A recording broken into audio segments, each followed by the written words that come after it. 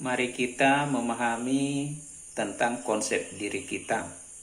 Konsep diri ini adalah merupakan pandangan dan sikap individu terhadap diri sendiri.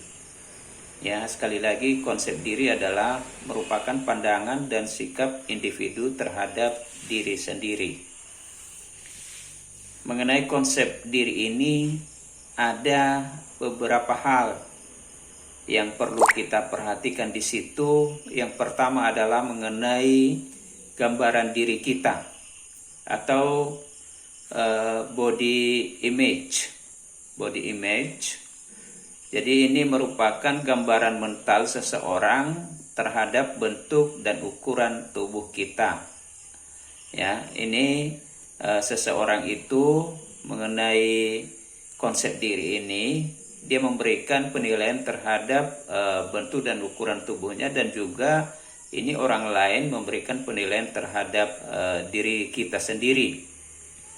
Ya, mengenai gambaran bentuk dan ukuran tubuh kita ini juga merupakan konsep diri kita. Yang kedua yaitu self ideal, ideal diri kita.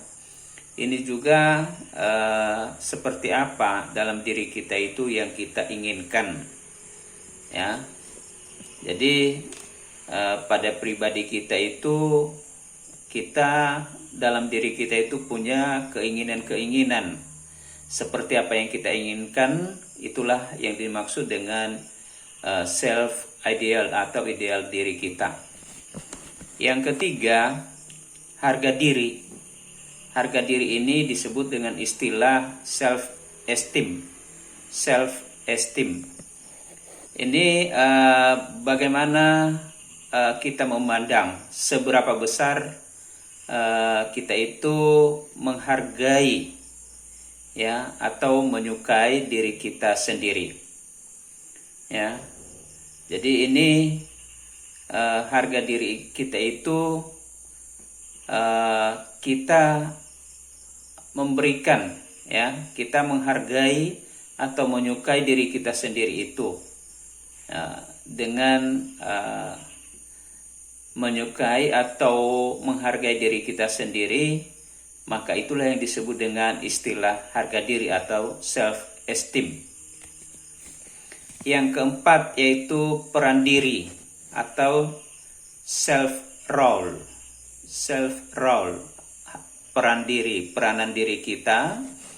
Ini bagaimana sikap atau perilaku kita terhadap apa posisi kita misalnya di tengah-tengah masyarakat atau di suatu organisasi.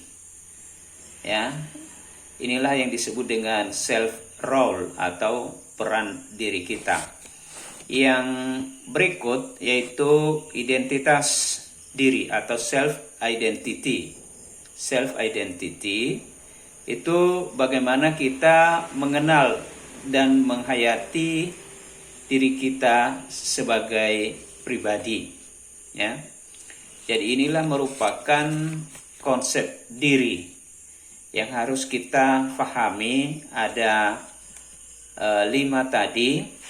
Yang pertama body image yang disebut dengan gambaran diri. Yang kedua adalah self ideal atau ideal diri. Yang ketiga self-esteem atau harga diri. Yang keempat adalah self-role yaitu peran diri, dan yang kelima terakhir yaitu mengenai self-identity atau identitas diri kita. Jadi kira-kira begitulah yang dimaksud dengan konsep diri ini. Thank you.